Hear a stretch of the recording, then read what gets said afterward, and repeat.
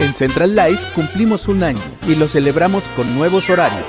Punto y aparte con Dore Ferriz, 9 horas. Punto Central con Pedro Ferriz de Con, 18 horas. Punto de Vista con Adriana Brani, 19 horas. Y lo mejor de Punto y aparte a las 20 horas. Disfrútalos en vivo y on demand en todas nuestras plataformas. Un año, Central Life.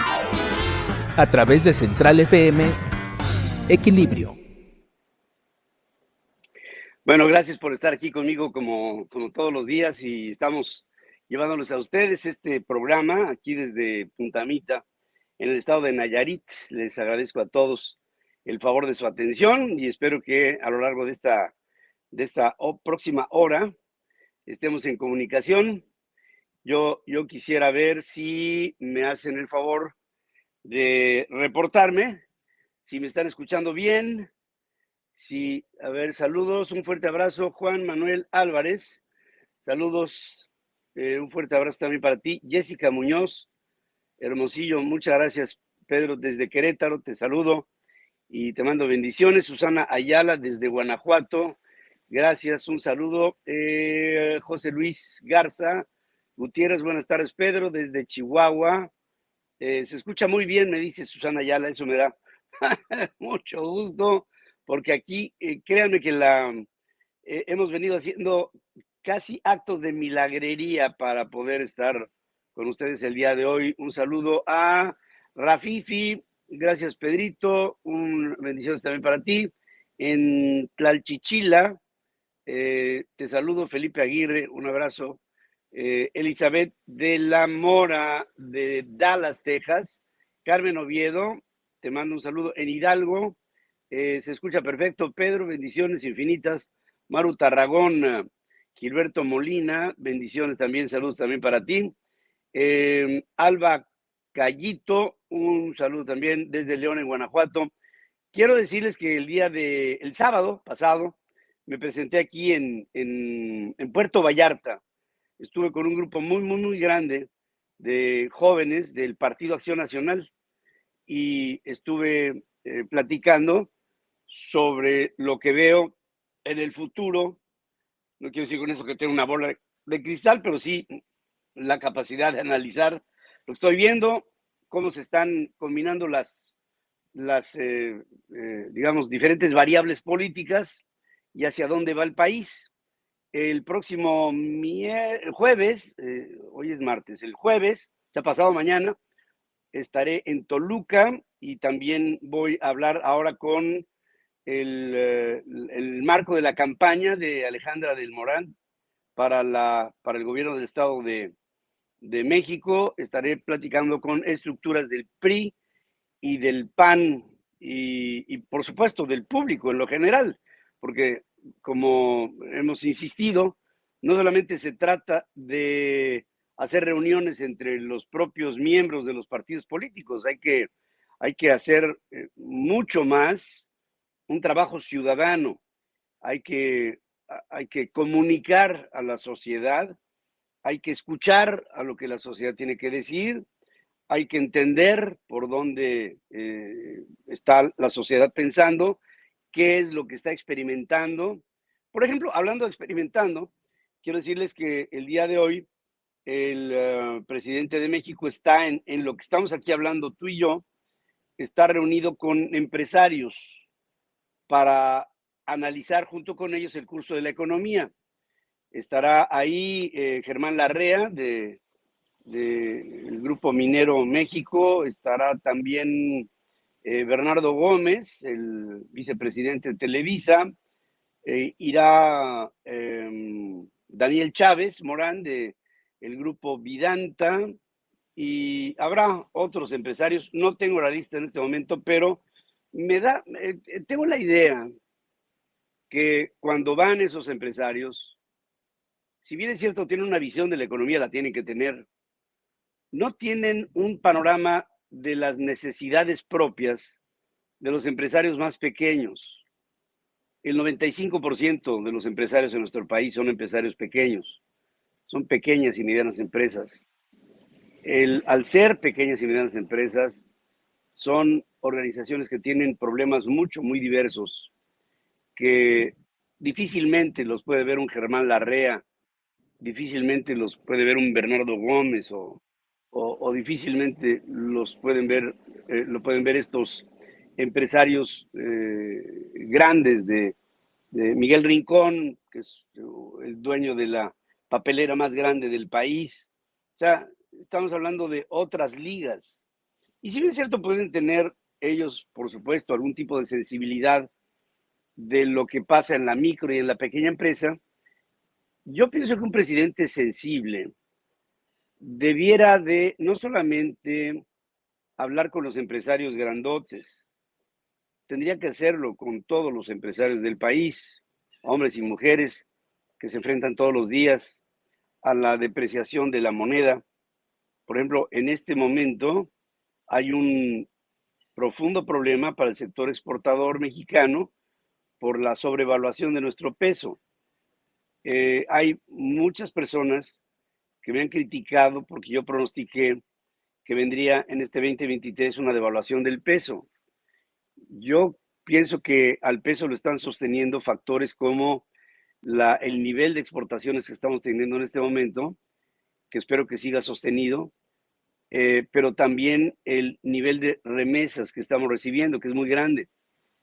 Y no me preocupa en este momento tanto la depreciación, la devaluación del peso con respecto del dólar, más bien lo que ahora me inquieta es la depreciación de nuestra moneda a nivel interno, la capacidad de consumo que tiene el peso de hoy, del 2023, mayo del 2023, con respecto a la capacidad que tenía el peso para comprar con el mismo billete de 200 o de 500 o de 1000 pesos, productos de, por ejemplo, la canasta básica en mayo del 2022 o en el mayo del 2021 o en el mayo del 2020.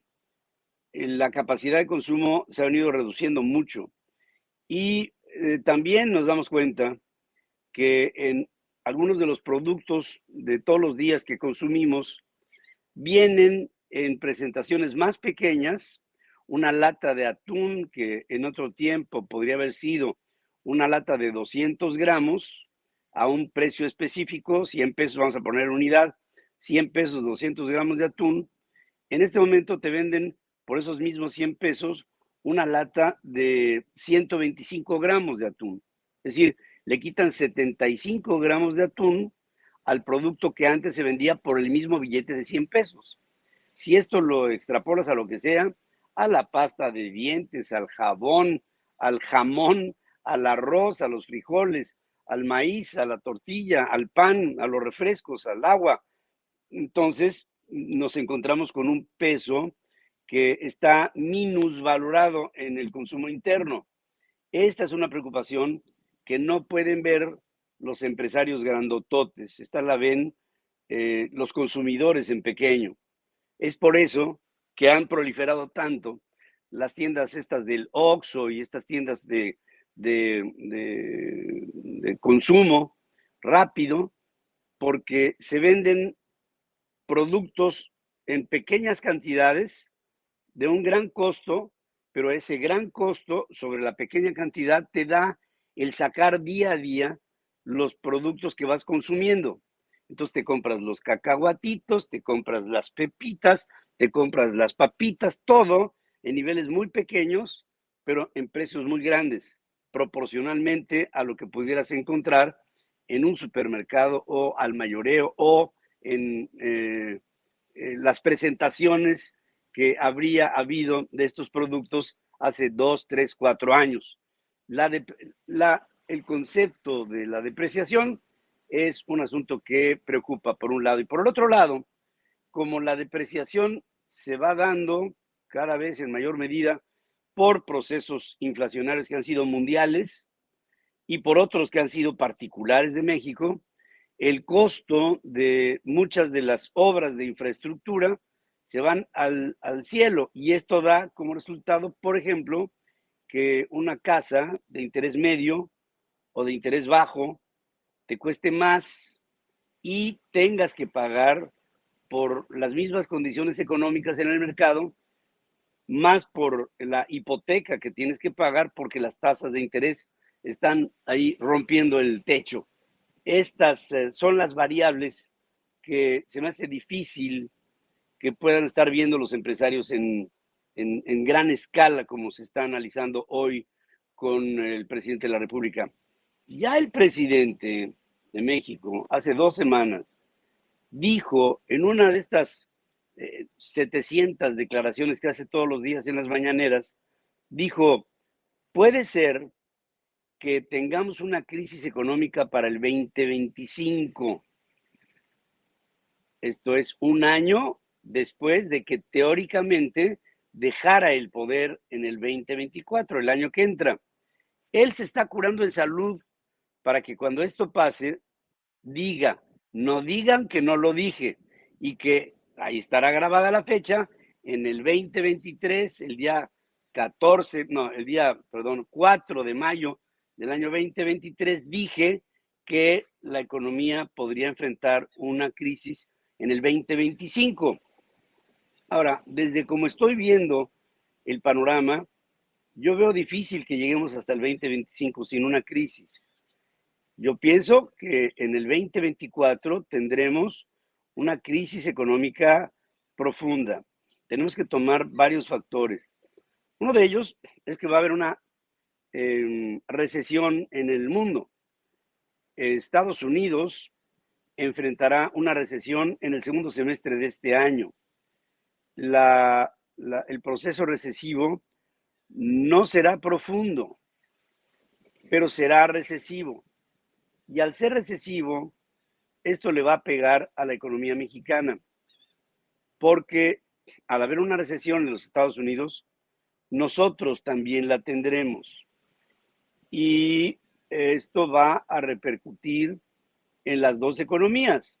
Tanto ellos van a poder comprarnos menos, van a demandar menos, como nosotros podremos comprar menos a los norteamericanos. El nivel de intercambio comercial entre Estados Unidos y México anda sobre los 3/4 trillón de dólares, o sea, 750,000 millones de dólares entre lo que nosotros compramos y lo que nosotros vendemos comparado con lo mismo del lado norteamericano.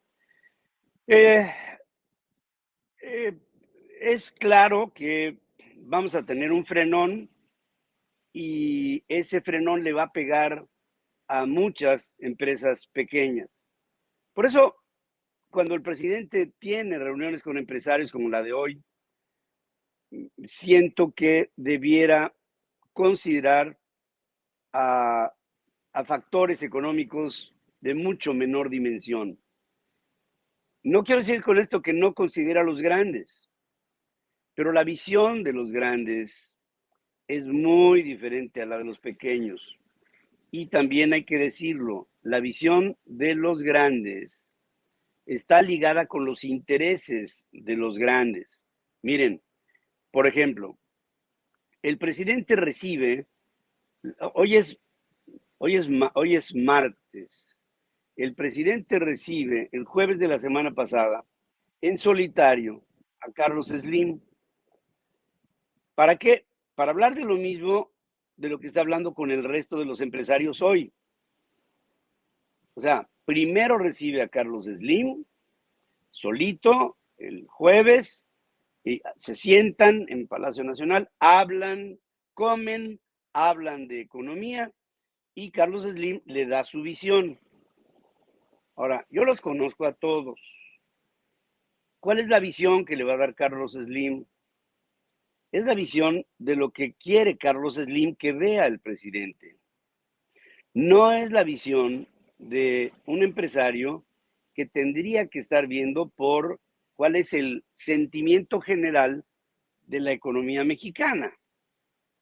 Y entonces, Carlos Slim desahoga su agenda, mas no desahoga la agenda económica del país. Bueno, pues lo mismo está pasando. Eso que hizo en lo individual, que a mí como empresario de los que hoy invita, me sentiría un tanto agraviado de decir, bueno, nos estás invitando ahora a todos en montón e invitaste a Carlos Slim en solitario. ¿Qué te parece si mejor entonces hacemos reuniones en solitario contigo vis a vis? Eso podría ser la postura de un empresario digno, pero en esto no hay dignidad. Los empresarios grandotes no tienen dignidad, tienen intereses. Hay que verlo así. Los empresarios grandes de México no tienen dignidad, tienen intereses. Y así como hoy están con el presidente en funciones, mañana estarán con el presidente en funciones.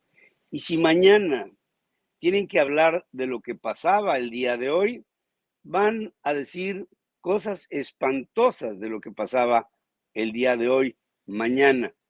¿Por qué? Porque lo más seguro es que el próximo presidente no vaya a ser un presidente de corte socialista como el que tenemos el día de hoy. El presidente entonces escuchará y ha escuchado lo que quiere el empresario que el presidente escuche. No es un asunto que tenga que ver con los problemas macroeconómicos del país. Es un problema que tiene que ver con los intereses particulares de quienes van. Es así. Y así es lo que ha sido, es y será. Por lo mismo, pienso que estas reuniones, no quiero decir que sobren, lo que pienso es que no van de acuerdo con las expectativas que tendríamos nosotros, ciudadanos comunes, que ver en ese tipo de reuniones. A mí me gustaría que hoy se estuvieran tratando asuntos que a ti te interesan, no que le interesen a Germán Larrea o que le interesen a Bernardo Gómez, sino que te interesen a ti y que te impacten a ti directamente. Miren, la economía está pasando por un momento muy complejo en el que no hay suficiente aportación a nivel de contribuciones. Los contribuyentes, los huecos fiscales que se están viviendo en el SAT son tremendos. Esos huecos fiscales están trayendo por consecuencia el arrastre de un déficit acumulado. Déficit es cuando tienes menos dinero que el que tienes que gastar. Tus necesidades a cubrir son mayores que tus bienes.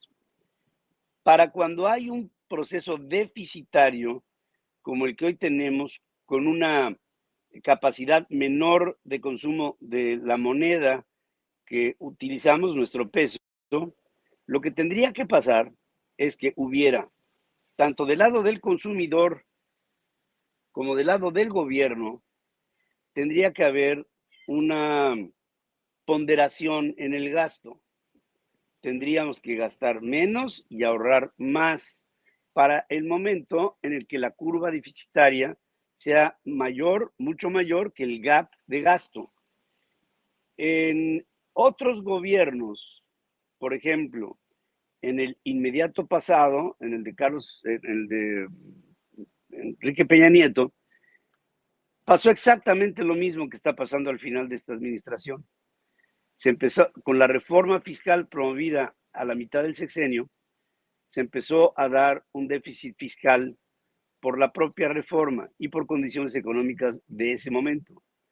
Se le dijo al presidente, estamos viendo que para el final de tu administración, Enrique Peña Nieto, vas a tener un déficit presupuestal importante y esto se va a traducir en una crisis económica que podrá ser del nivel que nosotros en este momento podamos programar. Lo que sugerimos como Secretaría de Hacienda es que el gobierno empiece a gastar menos e invitar a la ciudadanía a que haga lo mismo.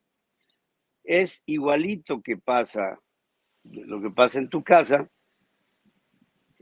Tienes un salario, tienes gastos por enfrentar en un momento extraordinario. Te voy a poner uno. Tienes que pagar reinscripciones de quién sabe qué cosas. Tienes que pagar anualidades de quién sabe qué cosas.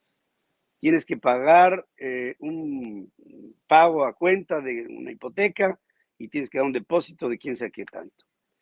Cuando tienes esos gastos extraordinarios, tienes que tener una bolsa que amortigüe estos gastos extraordinarios. Y para tener esta bolsa, antes tienes que ahorrar y ser ponderado en tu gasto. En este momento, viviendo una condición similar, el presidente ya ha sido asesorado y advertido que tiene que gastar menos el gobierno. Esto significa menos subsidios, menos cuotas paternalistas, para darle a toda la dispersión de programas de carácter social, y tiene que bajarle a los montos extraordinarios que está realizando el presidente en las obras de infraestructura, en sus caprichos y en algunas obras de infraestructura que ya ha puesto a funcionar y que en lugar de producir siguen costando. Por ejemplo, en el caso del aeropuerto Felipe Ángeles, ese aeropuerto ya tuvo una erogación así. Vamos a pensarle que tuvo una erogación de 17 mil millones de pesos, más la erogación del nuevo aeropuerto internacional que se canceló. Vamos a pensar conservadoramente 400 mil millones. Pero el presidente no ha visto en ese proyecto un proceso de recuperación de lo invertido, ni siquiera un camino hacia la recuperación de lo invertido. ¿Por qué? Porque sigue operando a través de un subsidio. El aeropuerto Felipe Ángeles no es un proyecto viable porque no da un rendimiento, no da un regreso sobre el capital invertido. ¿Por qué? Porque no es negocio. Al no ser negocio, empieza a gravitar sobre tus pasivos y empieza a ser un costo de operación. El costo de operación se tendría que cubrir autososteniéndolo, pero no tiene esa capacidad de sustentación. Por un lado. Por el otro, tenemos a la refinería de Dos Bocas. Esta ha sido un barril sin fondo. En este momento andamos por arriba del doble de lo que se había programado en un principio. Se inauguró hace 1 año y 2 meses. Y en este momento, en lo que estamos hablando, no ha producido un solo barril de gasolina. Esto quiere decir que la obra sigue siendo inviable y no será viable, bueno, no va a ser viable nunca, pero no va a empezar a encontrarse en Dos Bocas un principio de regreso de capital a través de la producción de barriles de gasolina. Al no ser así, esto va a seguir pesando sobre el presupuesto. El caso del Tren Maya es lo mismo. El caso del Tren Maya ya va prácticamente en el triple y se piensa que el Tren Maya podría estar funcionando en el mes de diciembre. Lo dudo. De todas maneras, en caso de que así fuera, para que el Tren Maya resulte un proyecto viable, tendrán que pasar 30 o 40 años. Y la obra de infraestructura como tal no servirá como un detonador del desarrollo en el sureste mexicano. Está el transísmico, que tiene también una inversión menor, pero que en este momento ya va a más del triple de lo que se requería para invertir. Sería una sorpresa el que terminando esta administración el transísmico funcionara. Aparte, durante todos estos últimos 4 años se ha venido ahorrando muchísimo dinero en construcción de infraestructura para poder concentrar el dinero en las obras que aquí hemos aludido, que son las que ya no sabemos de memoria todos. El problema es que en donde no ha habido inversión, el caso de carreteras, el caso de otro tipo de puertos, de aeropuertos en otras partes de la República Mexicana que los opera la propia organización de aeropuertos, digamos, a nivel federal, los gastos extraordinarios que se han hecho en el sector militar, todo esto ha traído un deterioro tremendo dentro de la infraestructura a la que se le tiene que dar mantenimiento. Este techo que está encima de mí necesita un mantenimiento. ¿Por qué? Porque tiene varitas y tiene un barniz y tiene unos pilotes de madera y tiene una serie de elementos. Si no le doy mantenimiento, dentro de 3, 4 años, este techo va a estar deteriorado. Lo mismo pasa con la infraestructura de los pueblos. Esto no se ha hecho, no se le ha dado mantenimiento a estos elementos que son esenciales para que la infraestructura de nuestro país funcione. Al no dársele, carreteras semidestrozadas, calles, pavimentación, agua potable, drenaje, infraestructura eléctrica, hidráulica, sanitaria, bla, bla, puertos, aeropuertos, todo empieza a colapsarse. Ejemplos, porque me están pidiendo ejemplos. Pues les pongo uno, el aeropuerto Benito Juárez. Es un aeropuerto que, pues, toda su sangre se le ha transfundido al aeropuerto Felipe Ángeles. Y toda esa sangre ha tenido como resultado que se alimente a un animal que no funciona, como es el presidente, como es el Felipe Ángeles, y se le ha dado poco mantenimiento a lo que requiere de mantenimiento masivo. Es así como está pasando la economía el día de hoy. Y por lo mismo, pienso que vienen momentos difíciles en los que vamos a tener todos que hacer un esfuerzo para gastar menos y para ahorrar más. Pero como el gobierno no sabe ahorrar y no le importa, porque no le importa, vamos a tener una crisis económica, la veo y la veo pronto. En otros ámbitos, les quiero actualizar algunos de los temas que en este momento están en el tintero. Por ejemplo, la International Bar Association, una organización internacional de abogados, que es la organización de abogados más grande del mundo, exigió hoy al presidente López Obrador detener sus ataques en contra de la Suprema Corte de Justicia de la Nación y el resto del Poder Judicial. Nunca se había dado un caso así en otro gobierno en México.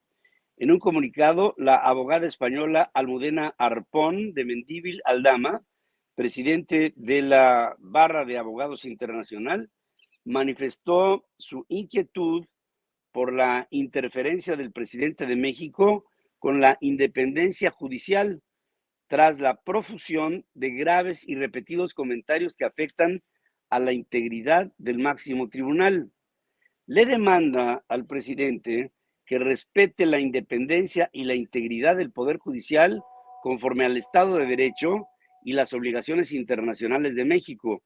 Lo instó a que trabaje con el Poder Judicial y con la profesión legal para abordar cualquier situación sobre el funcionamiento con el objetivo de fortalecer a las instituciones democráticas y del Estado de Derecho en el país.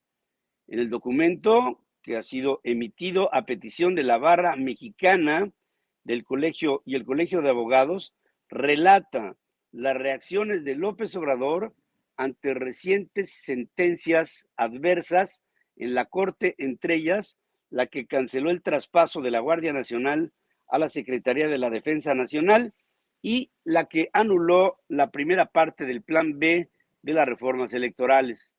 Explica que los comentarios debilitan la confianza pública en el Poder Judicial, son un agravio para el Estado de Derecho, afectan a la democracia en México, constituyen una violación de los principios y normas del derecho internacional, intimidan a los jueces, les impiden el desempeño de sus funciones de manera independiente y crean, es lo más grave, un clima de miedo ante los abusos de poder del Ejecutivo. Dice que si existieran acusaciones fundadas de conducta inapropiada y corrupción, deben seguirse las rutas legales institucionales de responsabilidad en lugar de formular acusaciones directas no fundamentadas en la esfera pública. Esta barra de abogados internacional también cuestionó el contenido de las reformas canceladas por la Corte y recordó que un poder judicial independiente es la base de una democracia moderna, argumentando que parecen avanzar en dirección de desmantelar algunos de los controles que son clave para garantizar que el Ejecutivo no actúe fuera de sus límites constitucionales. Ejemplificó la reforma que intentó promulgar sobre el Instituto Nacional Electoral, una de las instituciones más respetadas del país. Alertó que reducir su presupuesto debilitará significativamente su capacidad de organizar y de supervisar elecciones. Calificó como problemática la autoridad que López Obrador le dio al ejército, ya que distorsiona los límites entre la esfera civil y la esfera militar al evitar los controles estándar sobre nuevas actividades a desarrollar. Estas reformas, de ser aprobadas, sumadas a otras maniobras para centralizar el poder y militarizar el país, provocarán la caída de la democracia en México. Fundada en el año de 1947, con sede en Londres, la International Bar de Abogados agrupa a más de 80,000 abogados y 190 barras de abogados y asociaciones de 170 países. Almudena Arpón, socia del despacho español Gómez, Acebo y Pombo, fue electa presidente en enero pasado y es la segunda mujer que ocupa este cargo en la barra internacional de abogados. Una barra que dice, los abogados del mundo le dicen a el presidente de México, mucho cuidado, está usted empezando a hacer una vía para cancelar a los esquemas democráticos en México. Cuando oigo esto, tenemos un presidente que el mundo le dice que puede ser que acabe con la democracia mexicana. Tenemos un presidente, otra vez, que el mundo le dice, cuidado porque puedes acabar con la democracia en México. ¿Qué es lo que yo puedo pensar? ¿Qué puede pensar mi cabeza? ¿Qué puede pensar y sentir mi corazón? ¿Qué puede sentir mi corazón de saber que la democracia en México está amenazada? La Suprema Corte de Justicia de la Nación sesionó el día de hoy en su sede alterna en San Ángel, debido a que los bloqueos de maestros en el centro histórico impiden a varios integrantes llegar al edificio del Palacio Judicial en Pino Suárez. 7 ministros se reunieron en el salón de plenos de la sede alterna, que muy rara vez es, yo no recuerdo, no recuerdo cuándo fue la última vez que lo utilizaron, mientras que los otros 4 lo hicieron de manera remota, y de estos, Luis María Aguilar fue el único que pudo ingresar a su oficina del centro. El Pleno aplazó un asunto sobre la ley de archivos de Yucatán y dejó para el jueves la controversia constitucional del Instituto Nacional de Transparencia, Acceso a la Información y Protección de Datos Personales, el INAI, contra el acuerdo del presidente López dictado en noviembre del 2021, que declaró como de seguridad nacional sus obras prioritarias y ordenó agilizar todos los trámites que se requieran. Norma Piña, presidente del Tribunal Supremo de Justicia de nuestro país, informó que el Pleno realizó una sesión privada para dar curso a un informe sobre el estado procesal de incidentes de inejecución de sentencia de amparo pendientes en la Corte, así como para resolver algunos conflictos laborales internos. O sea, no tenemos todavía un instituto de transparencia y el no tenerlo atenta en contra de los derechos humanos de las personas en México. Eso es minar a la democracia mexicana y debemos de tener mucho cuidado con eso. Con la admisión de ampliación de demanda por parte de un juzgado de distrito en materia administrativa, la Comisión Permanente del Congreso de la Unión fue habilitada para impulsar el nombramiento de uno de los comisionados del Instituto de Transparencia. ¿Para qué? Para que opere. Tiene 4. La ley dice por lo menos 5. Si tiene 4, hay que nombrar a este quinto. Es un paso importante porque ya no habría el pretexto de que hay que esperar hasta el periodo ordinario de sesiones, que será hasta septiembre, para que se nombre al comisionado que falta, al quinto. Esto lo considera Miguel Ángel Mancera, coordinador del PRD en el Senado. Con la ampliación de demanda y a la espera que sea notificada formalmente, la Comisión Permanente puede en cualquier momento citar a un periodo extraordinario de sesiones para el desahogo de nada más el nombramiento de ese comisionado que falta, porque Morena ha insistido en que se posponga el trámite. El Instituto de Transparencia no puede operar con 4, tiene que por lo menos tener a 5. Y después que se han propuesto comisionados que ha rechazado el presidente ha logrado otro de sus cometidos, y ese es el que no tengamos un instituto. Es un presidente tóxico, nocivo, es un tipo malparido, malagradecido, mal aspectado, es un hombre que va en contra de México y como va en contra de México, nosotros como mexicanos tenemos abiertamente que ir en contra de él, porque él está pretendiendo acabar con nuestras instituciones. Luego de la decisión, Ricardo Monreal, el coordinador de la Junta de Coordinación Política en el Senado, aclaró que la Comisión Permanente del Congreso de la Unión podría convocar a un periodo extraordinario de sesiones para desahogar este hombre tan refinado el nombramiento del comisionado que falta. El también Ricardo, presidente de la Junta de Coordinación Política, adelantó que será necesario que diputados y senadores se pongan de acuerdo en el mecanismo de selección del probable aspirante a comisionado del INAI, que primero que nada tiene que ser aceptado por el idiota del presidente de la República. Como ya le hemos dicho, y esto es una constante que se ha venido manejando a través de Central FM, la Coordinadora Nacional de Trabajadores de la Educación, la CENTE, arreció sus protestas hoy afuera de Palacio Nacional en la Ciudad de México, y esto obligó a reforzar un operativo policial en torno a Palacio Nacional.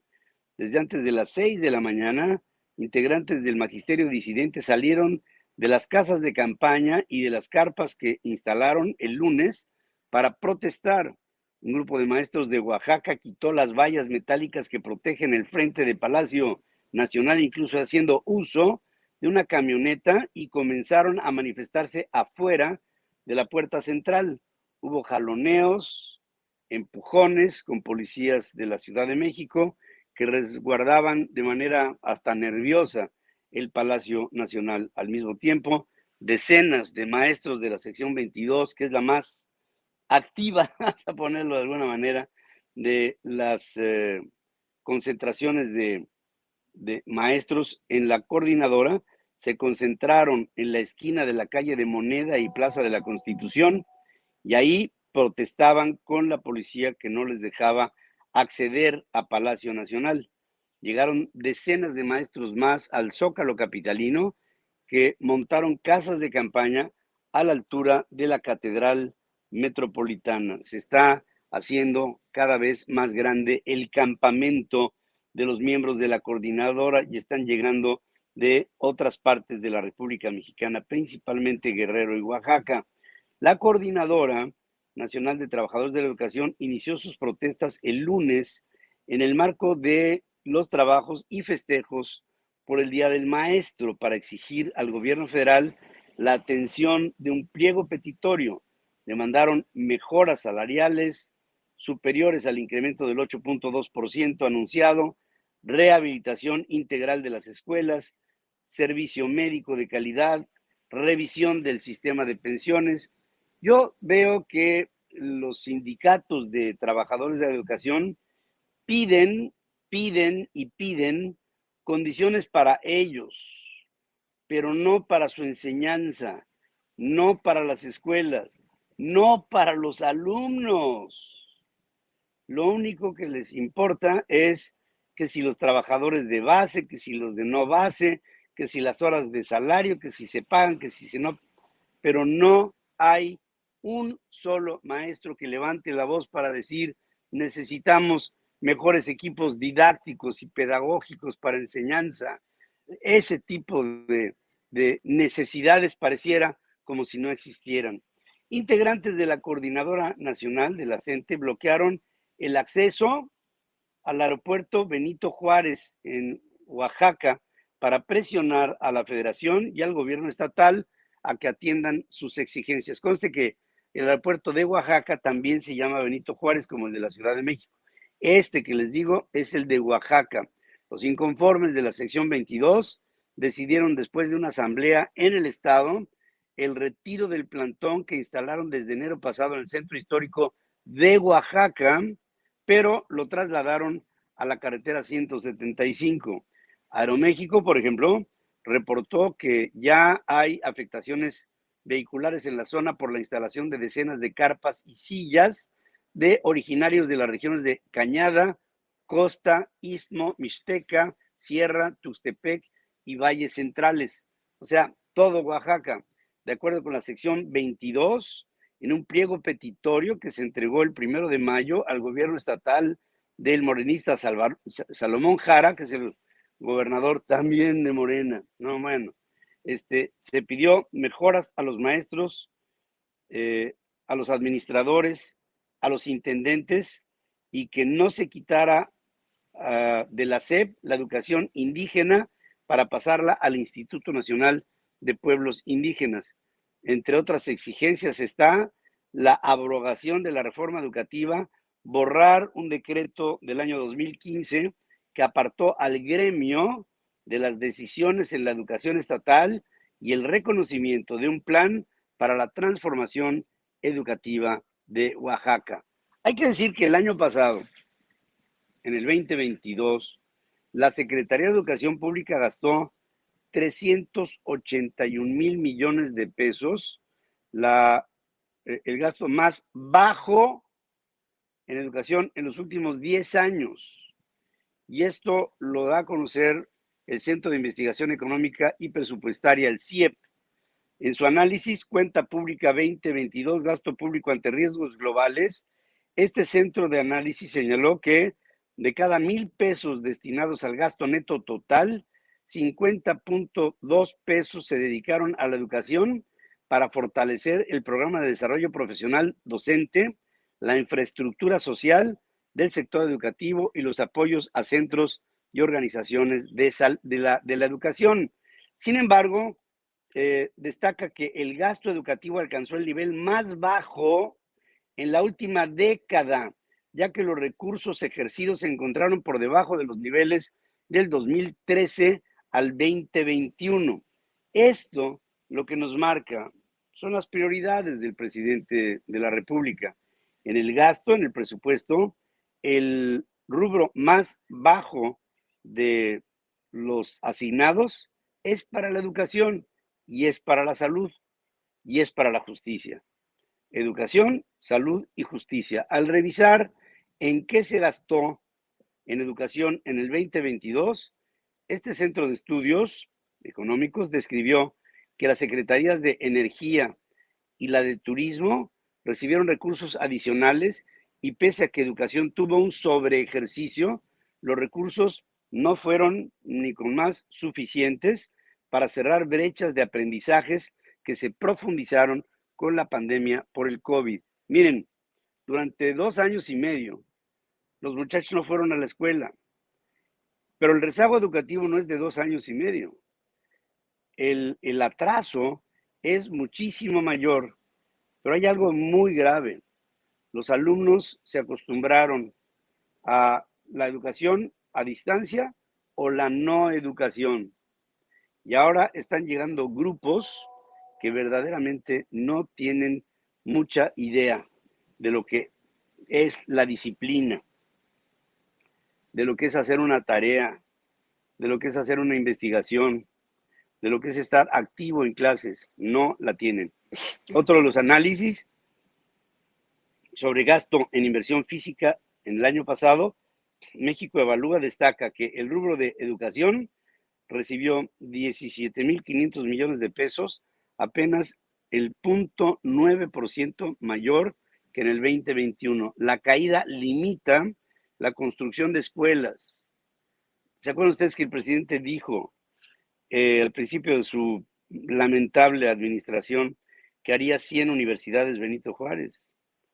Bueno, pues no sabemos en dónde está una, ¿qué vamos a saber en dónde están 100 necesarias para garantizar el acceso a la educación de calidad en México, para permitir la movilidad social y el desarrollo económico?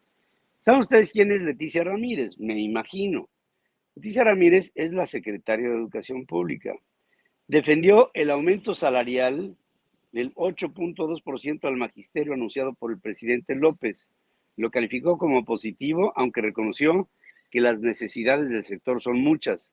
La Coordinadora Nacional de Trabajadores de la Educación, que ahora se manifiesta en el Zócalo, aseguró que el aumento es insuficiente si se toma en cuenta la inflación y la reducción del poder adquisitivo. En términos de inflación, por arriba de la inflación, dice que el magisterio disidente ha visto que su aumento no excede el 6.3% y que esto es para ellos inadmisible, inadmisible.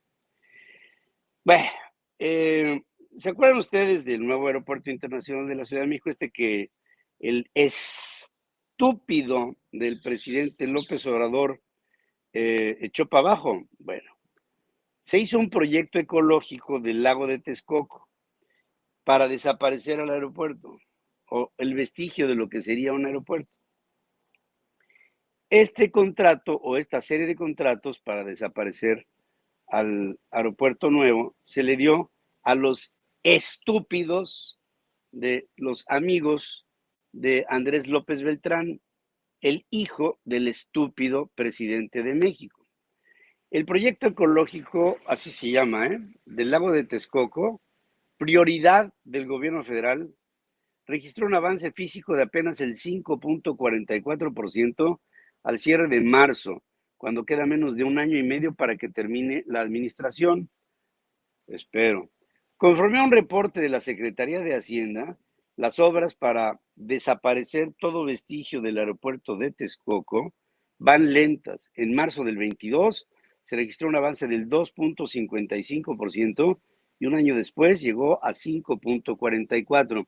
La Conagua, entidad responsable de las obras, tiene 2.687 millones de pesos autorizados para este año que corre, pero en el primer trimestre solamente ejerció, de los 2.000 millones, ejerció nada más 54, el 2% del presupuesto total para el año.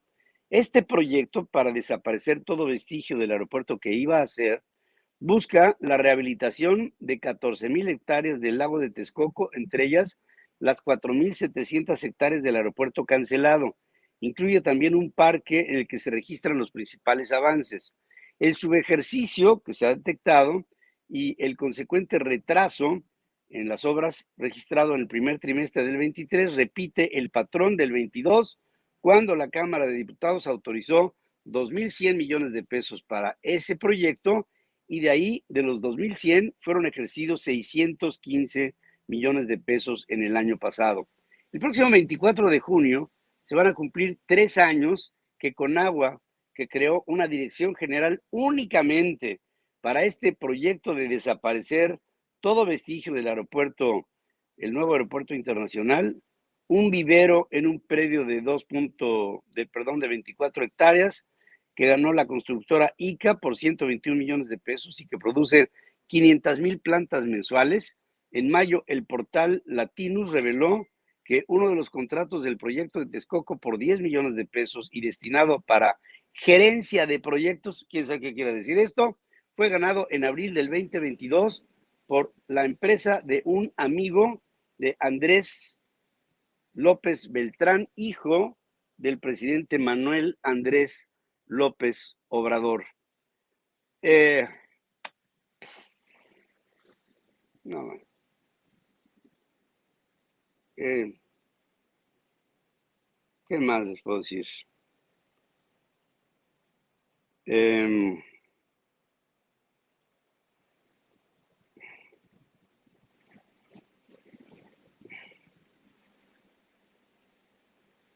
Pues así están las cosas. Petróleos Mexicanos tiene una débil situación financiera que le está dificultando cumplir con sus compromisos de deuda. Y esto ya lo está diciendo Moody's. El reporte señala que de 30 empresas analizadas, 7 tienen un riesgo de iliquidez que podría seguir en aumento, situación en la que destaca la petrolera el cumplimiento con su deuda de corto plazo que no está siendo satisfecho en su totalidad. Explica que los próximos vencimientos de deuda en el 2023-24 representan un serio riesgo de refinanciamiento de corto plazo para empresas de petróleo y gas y de medios que en conjunto representan alrededor del 76% de los vencimientos de la deuda corporativa total de México hasta el 2024, aproximadamente unos 32,000 millones de dólares nada más son de deuda de Pemex y 9,000 millones de dólares de América Móvil, los cuales vencen en los próximos meses hasta diciembre del 2024. 32,000 millones de dólares en vencimientos de deuda de Pemex en el corto plazo son 700,000 millones de pesos, o sea, casi 3/4 de billón, o sea, casi 1,000,000 de millones de pesos. Visto así, regreso al principio de este análisis. Viene una crisis en México económica que pienso que va a ser el marco referencial en el que se van a dar las elecciones en el 2024. Hay grupos políticos en México que están esperando a que se pongan las cosas peor para dar el zarpazo a este gobierno. La apuesta es que las cosas se pongan peor. ¿Se pueden poner? Sin duda. ¿Se van a poner más complicadas? No tengo la más mínima, atisbo siquiera de una reflexión contraria. Pienso que el país va a enfrentar una grave crisis económica próximamente. Cuando se nos maneja por parte del gobierno la idea que la economía está mejor que nunca por la situación del peso con respecto del dólar, ahora es lo que menos importa. Lo realmente fundamental es, 1, la capacidad adquisitiva adentro y 2, la capacidad exportadora hacia afuera, que con un superpeso está teniendo problemas. No quiero decir que esto sea malo en términos generales. Lo que pienso es que tenemos que encogernos de hombros porque va a venir una recesión en nuestro país. Saludos, Pedro, a Malena Zam, muchas gracias a Sandy Ortiz, gracias a Eliana Murman, gracias a Patti Gordiano, gracias a Rihanna SG, un saludo a Luis Solís, que dice, si tanto le interesa a López el medio ambiente, no estaría destruyendo la selva de Quintana Roo. Esas obras de elefantes blancos solo se crearon para saquear al país, dando contratos a modo. Pero lo bueno, dice Carmen Oviedo, es que ya no hay corrupción.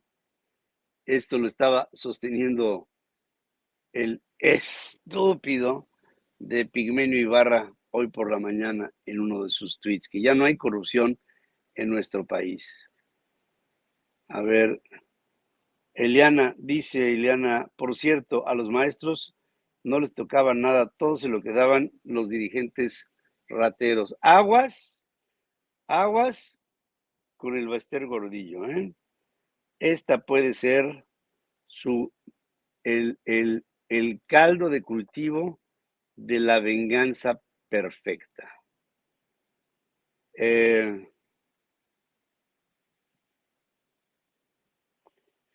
Ivette Ramírez dice, eso es lo que no entendemos los mexicanos. ¿Cómo es posible que más de 100 millones de personas dependemos de un delincuente y sus hijos? Tienen secuestrado nuestro país. ¿Qué tenemos que hacer? Lo que tenemos que hacer es manifestarnos. Estemos al pendiente. Vamos a ser convocados muchas veces. Y la presencia, sobre todo esta última, la del 26 de febrero, de millones de mexicanos en todo el país, deben de ser para ti un reflejo de optimismo, de que México va para adelante. No perdamos la esperanza. Vamos a salir adelante. Vamos a arrebatarle a este estúpido del presidente el poder el año que viene. Y estoy optimista. Y repitámoslo juntos. Nosotros en la alianza en contra del presidente vamos a ganar el año que viene. Las condiciones están dadas. Hay que ser asertivos y hay que tener mucha fe en nuestro querido país. Gracias por estar conmigo.